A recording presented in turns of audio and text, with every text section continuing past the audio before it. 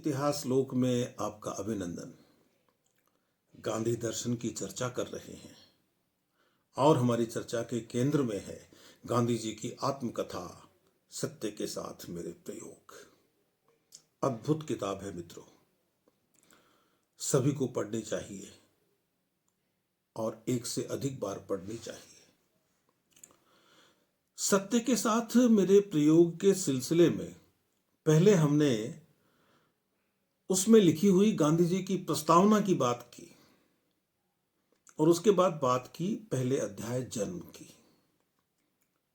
गांधी जी ने बताया कि मैंने आत्मकथा क्यों लिखी। गांधी जी ने बताया कि मेरा जन्म किस कुल में हुआ।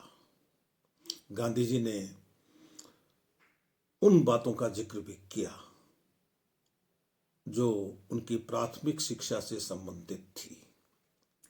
उन्होंने यह भी स्वीकार किया कि हम बच्चे शिक्षक को गाली भी दे लेते थे आपस में बात करते समय।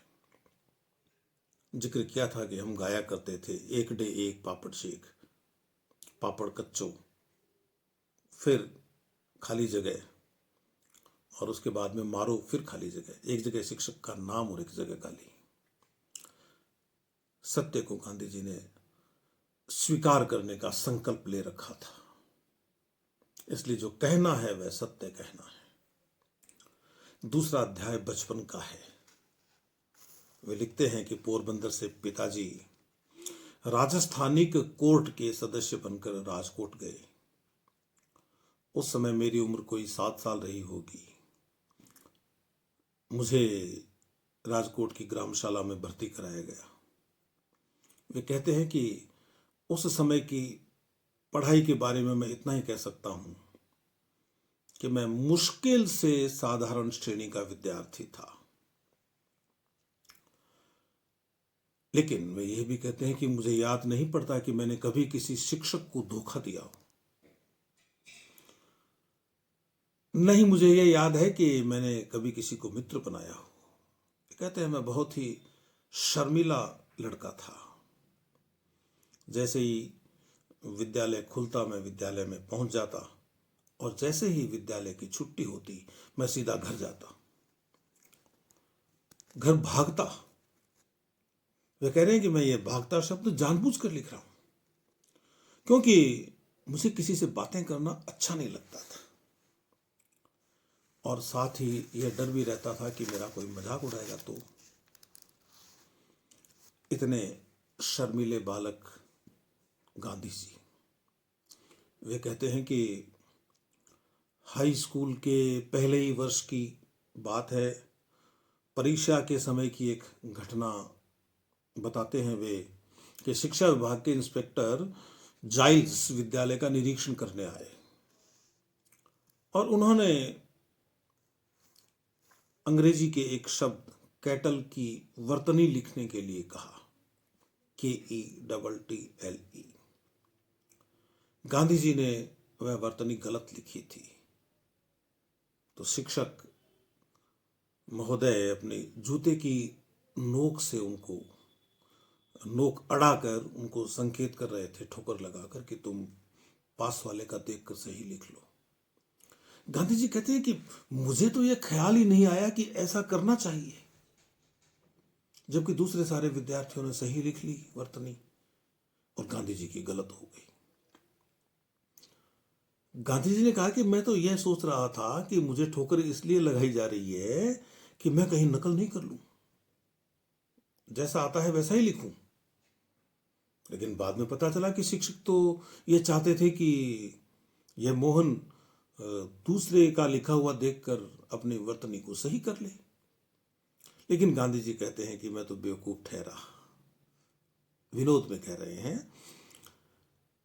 मुझे बाद में शिक्षकों ने समझाया लेकिन मुझ पर उसका कोई असर नहीं हुआ। लेकिन मेरे मन में शिक्षक के प्रति फिर भी विनय कम नहीं हुआ। कितनी बड़ी बात कहते हैं गांधी जी। और वे कहते हैं कि मैं पाठ्य पुस्तकें ही पढ़ता था, इसके अलावा दूसरी चीजें मैं पढ़ता नहीं था क्योंकि वह काम ही पूरा नहीं होता था, पाठ याद करना पड़ता था। लेकिन पिताजी की खरीदी हुई एक पुस्तक पर मेरा ध्यान पड़ा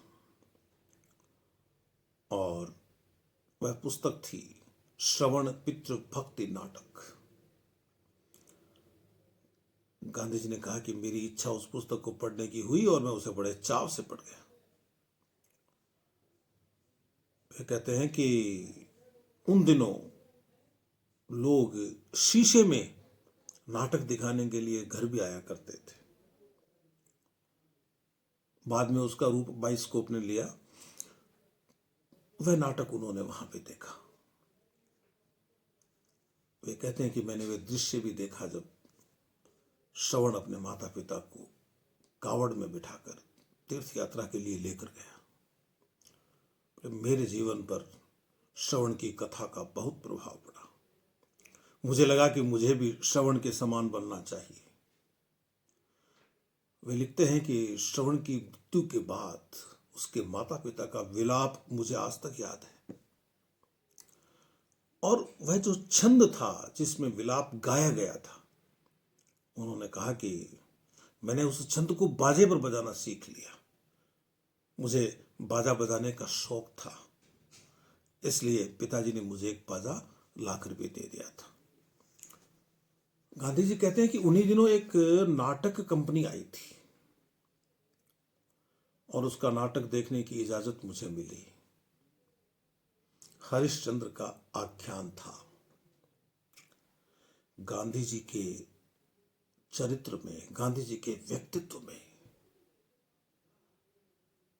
सत्य रूपी ईश्वर का बीज, सत्य रूपी ईश्वर की अवधारणा, सत्य रूपी ईश्वर का प्रत्यय इस हरिश्चंद्र के आख्यान से पड़ा। वे कहते हैं कि नाटक मैंने देख लिया और मेरा मन करता था कि मैं उस नाटक को बार बार देखूं, लेकिन बार बार मुझे देखने जाने कौन देता। इसलिए मैंने मन ही मन वह नाटक सैकड़ों बार खेला। गांधी जी लिखते हैं कि मुझे हरिश्चंद्र के सपने आते। हरिश्चंद्र पर जैसी विपत्तियां पड़ी, वैसी विपत्तियों को भोगना और सत्य का पालन करना ही वास्तविक सत्य है, यह मैंने उस समय सीखा। गांधी जी यह कहना चाहते हैं। गांधी जी ने लिखा है कि मैंने यह मान लिया कि जो नाटक में लिखा हुआ है वैसी विपत्तियां वास्तव में हरिश्चंद्र के साथ आई होंगी और हरिश्चंद्र ने उनको बड़ी पीड़ा से सहा होगा। गांधी जी के मन की भावना बता रहा हूं। गांधी जी लिखते हैं कि हरिश्चंद्र के दुख देखकर, उसके दुखों का स्मरण करके मैं खूब रोया हूं। हम सभी लोग बचपन में इस तरह से भावुक होते रहे हैं। मुझे याद पड़ता है अपने लिए, मैं सिनेमा हॉल में रोने लग जाता था बहुत बार।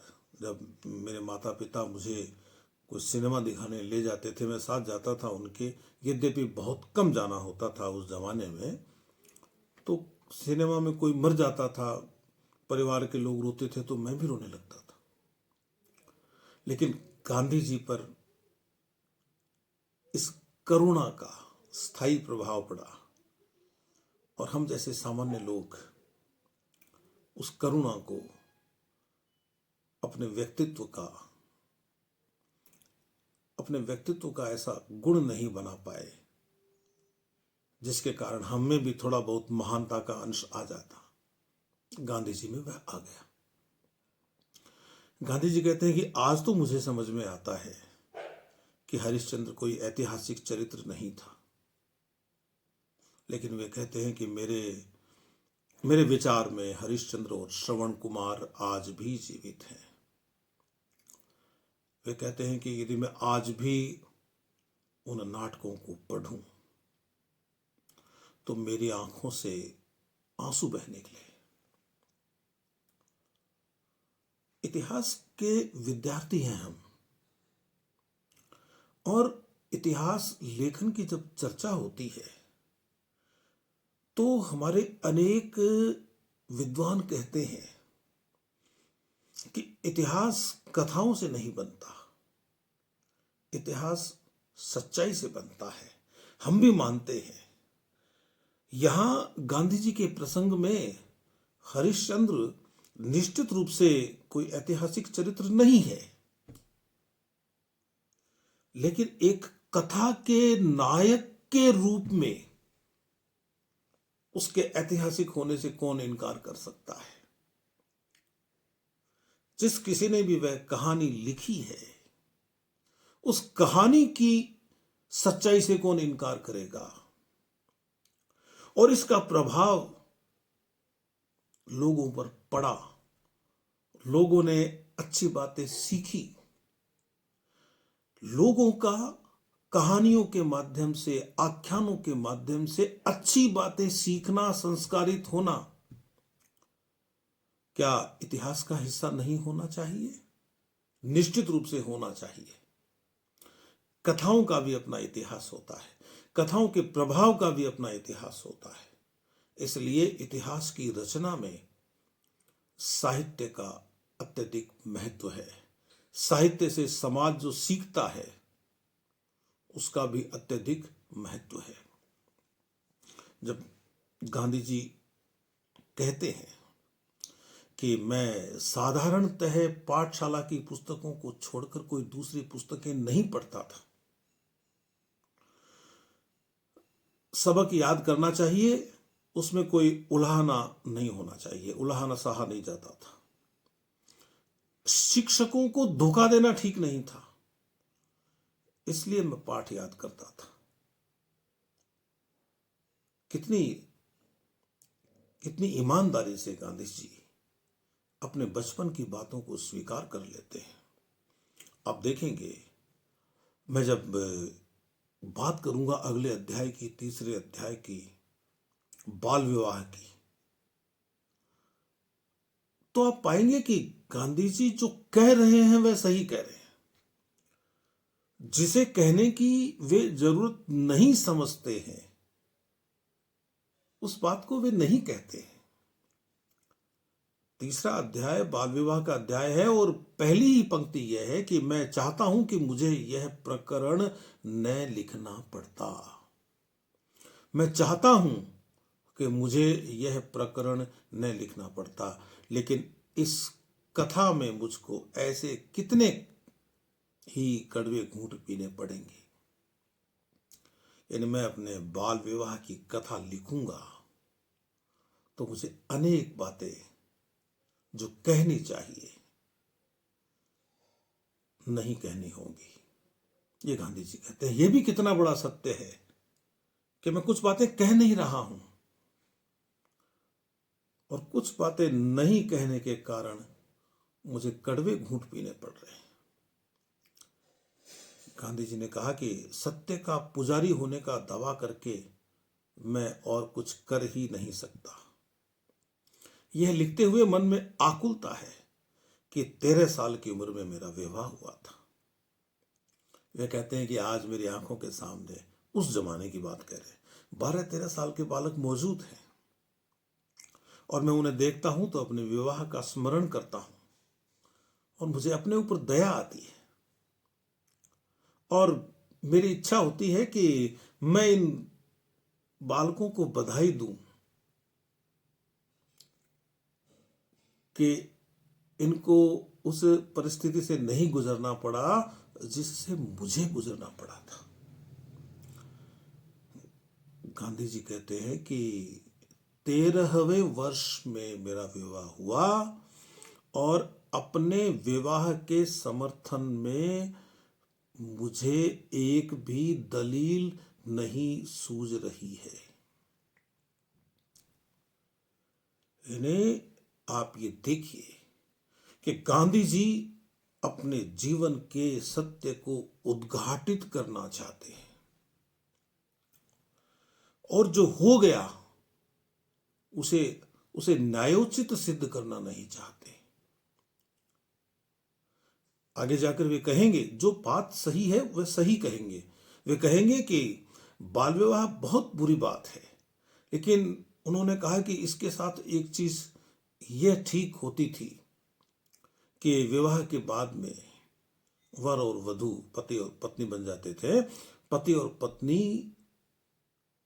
प्रारंभ के वर्षों में लगभग आधे समय साथ नहीं रहते थे। उनका कहने का मतलब यह है कि बाल विवाह तो बुरी चीज है, लेकिन चलो यह चीज इसमें कम बुरी है कि नियमित रूप से साथ नहीं रहना पड़ता था, कहीं न कहीं बचपन बच जाता था। तो जब हम अगली बार मिलेंगे तो बाल विवाह के संबंध में गांधी जी क्या कहते हैं, इस बात की चर्चा करेंगे। तब तक के लिए आप मुझे अनुमति दीजिए। नमस्कार।